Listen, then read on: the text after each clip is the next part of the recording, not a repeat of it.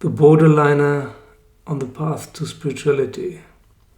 Hello, this is Chris speaking, Shores of Infinity, with a video about another personality disorder, the borderline personality disorder. I got some feedback recently that personality disorder is an outdated term that only is useful to pathologize people, but still, that's how it's called right now. So don't feel bad about it if you have one of these personality disorders. They're all treatable. That's the first thing. They are considered to be not treatable in psychiatry, but they all are. They're just not treatable by psychoanalysis or behavioral therapy, but they are treatable by trauma therapy, of course, because trauma is their cause. The three most famous personality disorders are narcissist, borderline, and caretaker or codependent. There's usually a triangle. The triangle is called persecutor, victim, and rescuer. All three personality disorders have all three aspects. They can all be persecutor, victim, and rescuer. But of course, the narcissist is usually the persecutor or aggressor. The borderliner is usually the victim, and the rescuer is usually the codependent or caretaker. The borderliner is the perfect victim because he or she, there are equal amounts of men and women with borderline syndrome. He or she feels like a victim because he or she does not have any kind of sense of self. So if you tell a borderliner who is seeking for enlightenment that your personality is not real, this is the solution, then he or she will say, that's not the solution, that's my problem. That doesn't help me at all. They know that their personality is not real. They're very aware of that. That's why they need someone to take care of them, either a narcissist or a caretaker. They are defining themselves via someone else. They live vicarious lives, so to say. That is also why they are so changeable in mood and apparent personality quirks, because there is no one. They don't know how to react. Of course, we have this strength intensity again from 0 to 5.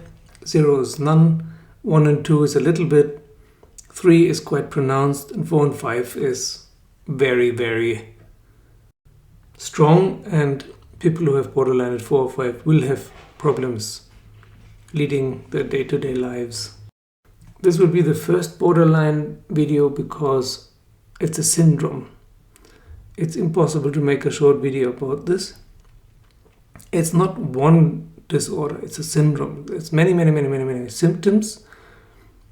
And each one who has this is suffering from some of those symptoms in any kind of combination and so on. So it's basically there's an infinite number of borderline disorders, borderline syndromes, people with borderline thingy. And usually it's misdiagnosed. It's very often misdiagnosed with depression or mania or manic depression, bipolar, or ADHD, even autism or Asperger's, all kinds of stuff. The name borderline comes from the old distinction between neurosis and psychosis. Neurosis is when you know you're acting crazy right now, and psychosis is if you don't notice this anymore. And the image was that there's a border between neurosis and psychosis, and someone who's suffering from borderline can go back and forth across this border anytime, very quickly. This is a very outdated view, but this is where the name comes from. The greatest fear of a borderliner is to cease to exist, which is basically the object or the aim of spirituality.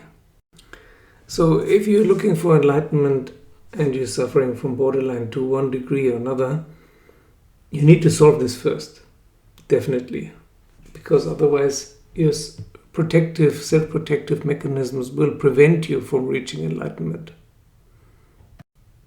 Any ego, any personality will not want to cease to exist, but this is especially true for borderline. In M Fjedstad's very good book, Stop Caretaking, the Borderliner or Narcissist, How to End the Drama and Get On with Life, which I have already reviewed, linked below, there are 10 distinctive qualities being listed here on page 146 to understand someone with borderline better. Actually, borderline and narcissist, but let's stick to borderline right now. Number 1, everything that is not in the control of the borderliner will make them anxious. Second, whatever feeling borderliners are experiencing are absolute facts to them, and they believe that these feelings are caused by someone else. 3, there's only the present moment, the past and the future are non-existent. 4, unlike mentally healthy people, the emotions of borderliners are often not caused by their thoughts. They have an emotion first, and then their minds try to think for a reason for having their feeling. So as you can see, this is very similar to how a normal ego, a normal personality works, only more intense. So there's something to learn from this, even if you don't have narcissist, borderliner or caretaker syndrome or disorder. Plus, you will necessarily meet many people in your lives who are suffering from this. Or maybe you are together with a partner without knowing that this is the cause for their erratic behavior.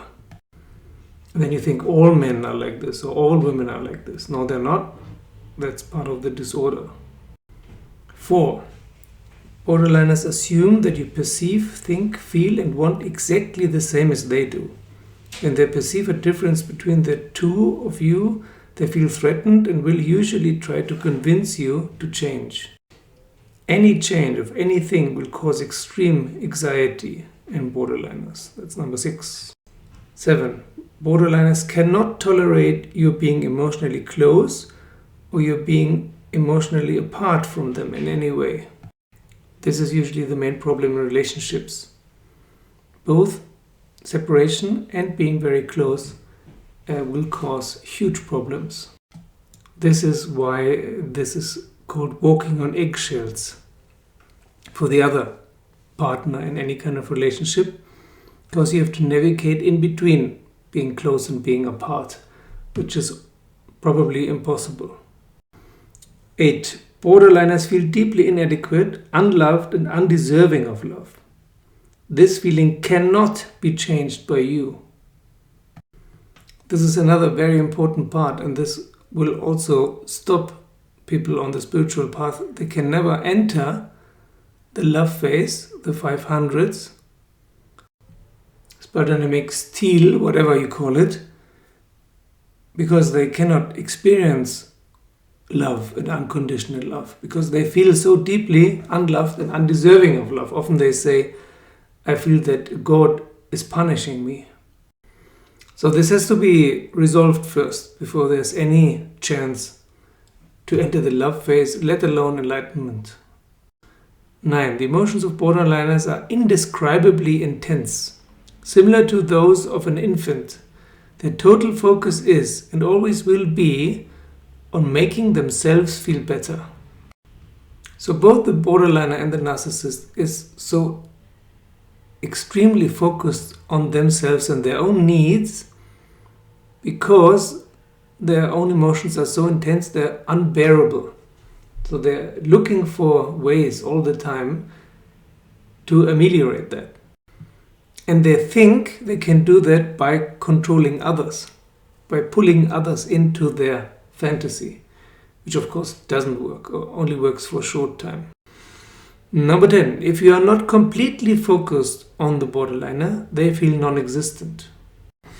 So if you're not physically in the same room with the borderliner, they need constant reassurance that you're still there and that you still love them and so on. they need an object of yours, your shoes maybe, or your shirt or whatever. Or they need constant text messages to remind them that you're still there and still love them. The horrible thing is that if they have someone in their control who is completely taking care of them and does everything they wish, then they reject this person, because then they feel overwhelmed. They feel non-existent again because they feel overwhelmed by the person they're clinging to, which is of course true. If you completely focus your life on one person, this person will dominate you directly or indirectly. And then again you feel non-existent because you feel, okay, who am I apart from this other person? Again, you will know all this from relationships, but less intensely. For a borderliner, everything is on a scale from 1 to 10, scale 10. While others experience emotions on the scale from 1 to 10, on 1, 2, 3, 4 maybe, or something is really intense, 5, 6. The borderliner will always be, or very often be, at 8, 9 or 10. Completely flooded by the emotions. Completely overwhelmed. This is different from being emotional. It's also different from histrionic personality disorder. There are many similarities between histrionic and borderline, but there are also many similarities between narcissist and borderline, and caretaker and borderline, because these are all so-called personality disorders. So the underlying thing of all these personality disorders is that at some point in your childhood, what was to become your ego was not allowed to grow. So you had to create an alter ego. You had yourself consciously to create a semblance of a personality and then to identify with it. So you cannot tell someone who has borderline to disidentify from his or her personality, because she knows that behind that there's nothing. Behind that there's fear, shame, guilt, pain, intense suffering from somewhere in the past. So the only way out of this is trauma therapy. Not talking. Talking will make it worse. Plus, there's of course by now in adults usually a strong denial somewhere. So I very much like these 10 views Marjalis presents here, because they make it understandable somehow.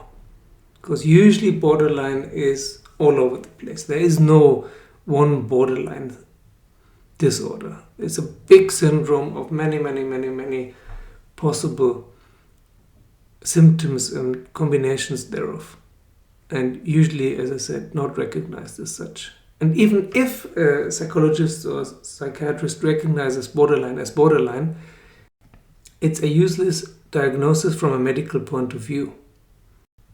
Almost useless. Because if you know that you're not bipolar, or that you're not manic or depressed, or that you don't have Asperger's or OCD or schizophrenia or whatever, then you know that you should not take the medication for that. The medication for depression, antidepressive drugs will not help you much. They will help you some, because antidepressives will tone down the intensity of your emotions. But of course they will not treat the cause. And the cause is always some trauma, usually a childhood trauma, and usually a trauma within the first 1.5 or 2 years of your life, or several traumas before you were able to speak. And that is what also makes it difficult to treat, because the mind was not developed much back then. And that is also the reason why in trauma therapy you're not using the mind, you're using the body for the therapy.